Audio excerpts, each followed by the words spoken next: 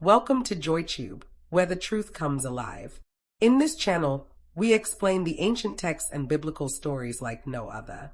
If you are new here, please subscribe and hit the notification button so that you don't miss out in this our Homeric journey.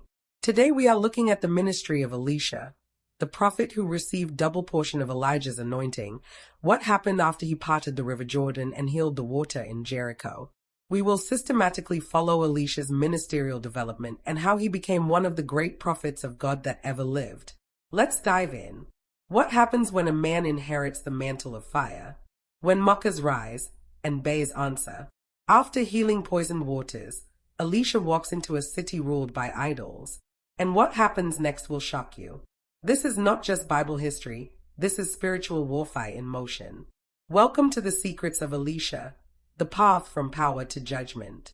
Yes, we've crossed Jordan, caught the falling mantle, and healed the poisoned waters of Jericho.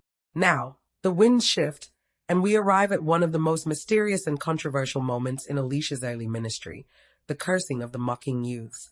Let us pick up the sacred trail from 2 Kings chapter 2 verses 23 to 25. The mocking at Bethel. 2 Kings chapter 2 verses 23 to 25, KJV. And he went up from thence unto Bethel, and as he was going up by the way, there came forth little children out of the city, and mocked him, and said unto him, Go up, thou bald head, go up, thou bald head. And he turned back, and looked on them, and cursed them in the name of the Lord. And there came forth 2 she-bears out of the wood, and tare 42 children of them. And he went from thence to Mount Carmel, and from thence he returned to Samaria. 1. Why Bethel? Bethel was not just any town. It was a stronghold of idolatry, the very site where Jeroboam set up a golden calf. See 1 Kings chapter 12 verses 28 to 33. It had become a center of resistance to Yahweh's prophets. Elisha heading there wasn't random, it was prophetic confrontation. 2. Who were the mockers? The term little children in Hebrew is nar, which can refer to young men or adolescents, not toddlers. Many scholars argue these were teenagers or young adults, possibly part of a prophetic or priestly opposition tied to Bethel's idolatrous system. Their insult, go up, bald head, was likely 1. A mockery of Elijah's recent ascension, go up like Elijah. 2. A derision of Elisha's appearance, implying disqualification or rejection. 3. Possibly even a threat or public humiliation, challenging his new authority. 3. Why such a severe judgment? This is a prophet in transition, not just in personal ministry, but in national spiritual warfare. The mockery wasn't made teasing, it was rebellion against divine authority. To curse them in the name of the Lord meant this was not emotional retaliation, but divine judgment. The bays, a symbol of wild divine justice, tore 42 of them, a number echoing judgment, like the 42 months of tribulation in Revelation. This act, 1. Warned the land that the age of prophetic tolerance was over. 2. Marked Elisha as God's enforcer, not just a healer. 3. Drew a clear line between mockery and reverence, between Bethel's golden calf and Yahweh's fire. After Bethel, Elisha went to 1. Mount Carmel, Elijah's old battleground, possibly to pray or reflect. 2. Then returned to Samaria, the capital of the northern kingdom, where his ministry expanded into miracles, prophetic counsel, and national influence. Part 1. The symbolism of the bays, judgment from the thicket. When Elisha cursed the youths, 2 she-bears came out of the woods and tore 42 of them. Let's decode the symbols. Why bears? 1. In the Bible, bears symbolize wild, unpredictable judgment. 2. They appear in Lamentations 3 verse 10 and Hosea 13 verse 8 as metaphors for God's wrath against rebellion. 3.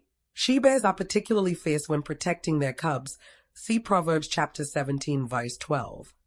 Their use here implies a maternal fury, a response to spiritual violation. Prophetic implications. 1. These were not just wild animals, they were agents of divine justice, like the lions that devoured the disobedient prophet in 1 Kings chapter 13. 2. The number 42 is significant, 42 generations from Abraham to Jesus, Matthew chapter 1.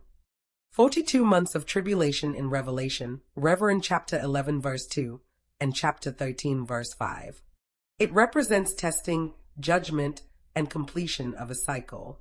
Interpretation. These 42 years represented a whole generation corrupted by Bethel's rebellion, and God judged not just them, but the spirit of mockery rising against his prophets. Part 2. The geopolitical and spiritual context of Bethel and Samaria. Bethel, the city of the golden calf. 1. Once a sacred place, Jacob named it House of God in Genesis chapter 28. Bethel became a hub of idolatry. 2. Jeroboam, the northern king, set up a golden calf there to prevent his people from going to Jerusalem to worship. 1 Kings chapter 12 verses 28 to 30. 3. He ordained false priests, counterfeiting the Levitical priesthood. 4. Bethel became a symbol of national rebellion against God's order.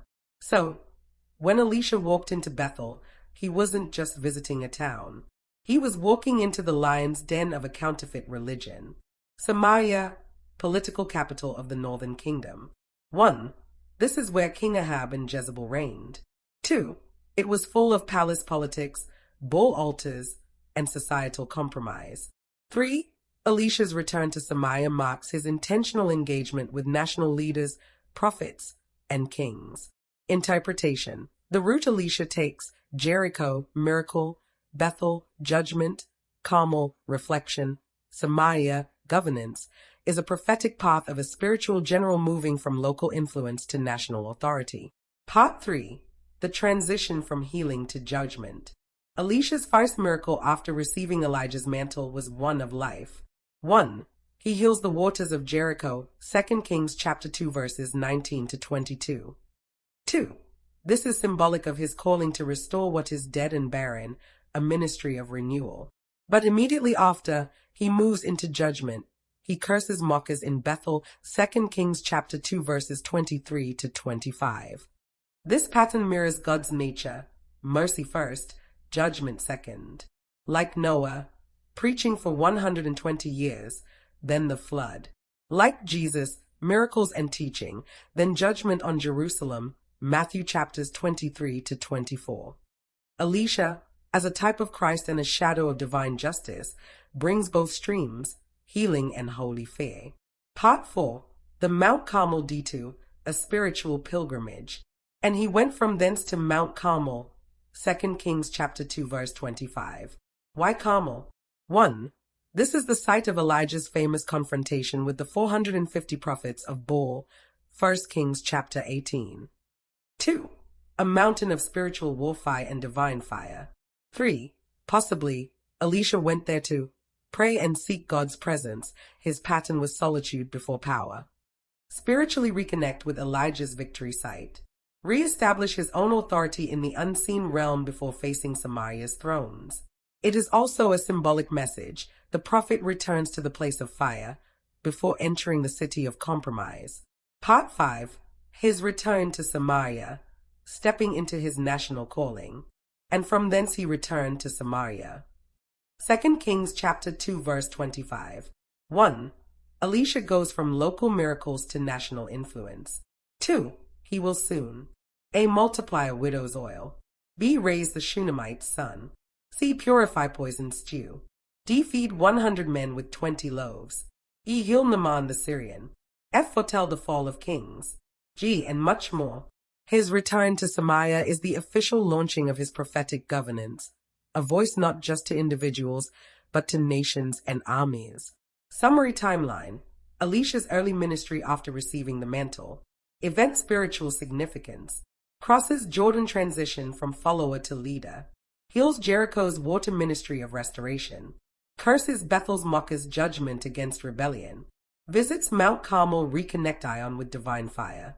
Returns to Samaria begins national prophetic leadership. From Jericho to Bethel, from healing to holy judgment, Elisha's early steps were not gentle, they were thunderous. The God who heals is also the God who answers rebellion. And sometimes, he sends bays from the shadows. What mantle has God placed in your hands? Will you only walk in mercy, or also in authority? Don't forget to like, comment, and share if this message stirred your spirit. Subscribe for more ancient truths that still speak today. This was Secrets of the Scroll, Elisha's Awakening. Thanks for watching. And remember, mock not what heaven has anointed. See you in the next video.